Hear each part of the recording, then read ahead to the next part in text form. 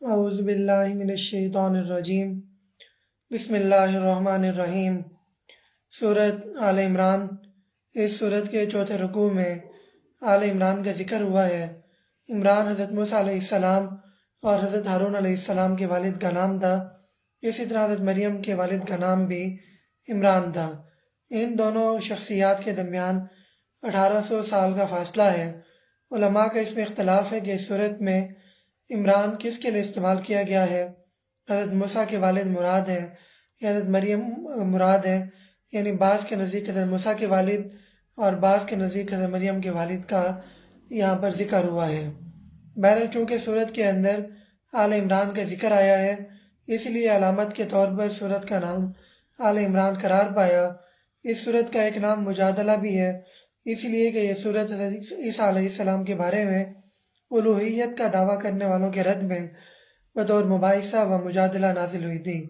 مفسرین نے لکھا ہے کہ نجران کے عیسائیوں کا ایک وفد مدینہ میں حضور اکرم صلی اللہ علیہ وسلم کی خدمت میں حاضر ہوا، جو ان کے 60 خاص افراد پر مشتمل تھا، جبکہ ان کے 3 معزز افراد عاقب، سید اور ابو حارثہ وفد کی قیادت کر رہے تھے۔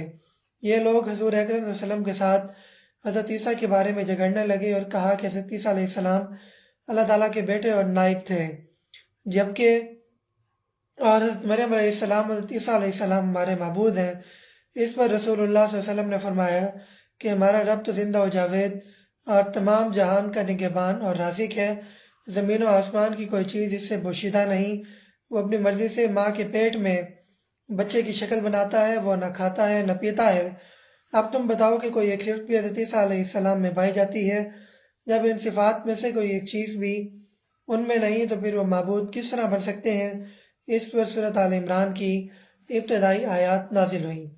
سورۃ آل عمران قرآن مجید کا ایک خاص وصف ہے کہ اس کا جو بھی صورت ہے اس کا پچھلی صورتوں کے ساتھ ربط ہے۔ تو سورۃ آل عمران کا پہلی 2 صورتوں کے ساتھ کیا ربط ہے؟ سورۃ الفاتحہ میں ایاک نعبد و ایاک نستعین سے اقرار لیا گیا کہ ہم صرف اللہ ہی کی عبادت کریں گے، صرف اسی کو پکاریں گے اور صرف اسی سے حاجات و مشکلات میں مدد مانگیں گے۔ سورۃ البقرہ میں گائے پرستی سے نفرت دلائی گئی، جبکہ سورۃ آل عمران میں تلقین فرمائی گئی کہ اللہ کی عبادت میں اللہ کے نیک بندوں کو شریک نہ کریں، جس طرح نصارہ نے آل عمران کی عبادت کی اور حضرت مریم علیہ السلام اور حضرت عیسیٰ کو الہ بنایا۔ دوسرا ربط یہ ہے کہ سورۃ بقرہ کے آخر میں فَانصُرْنَا عَلَى الْقَوْمِ الْكَافِرِينَ فرما کر مسلمانوں کو کفار کے مقابلے میں اللہ سے مدد اور نصرت طلب کرنے کی تلقین کی گئی، جبکہ سورۃ آل عمران میں بتایا گیا کہ وہ کون سے کافر ہیں کہ جن کے خلاف اللہ سے مدد مانگنے کا حکم نازل ہوا ہے، یعنی ان سے مراد وہ مشرکین ہیں جو اللہ کے بندوں کو مالک و مختار سمجھ کر مصیبتوں میں ان کو پکارتے ہیں، جیسا کہ نصارہ جو حضرت عیسیٰ کو معبود جان کر مافوق الاسباب پکارتے ہیں۔ اسی طرح تیسرے ربط کے طور پہ سورہ بقرہ میں قرآن مجید کے تمام مضامین کو اجمالی طور پر بیان کیا گیا ہے، جبکہ سورۃ آل عمران کے اندر ان مضامین میں 4 اہم مضامین تفصیل کے ساتھ بیان ہوئے ہیں۔ پہلے نمبر پر توحید، جس کے ساتھ نصارہ کے مشرکانہ عقائد کا بھی رد کیا گیا ہے اور زیادہ تر شرک اعتقادی کی نفی پر زور دیا گیا ہے۔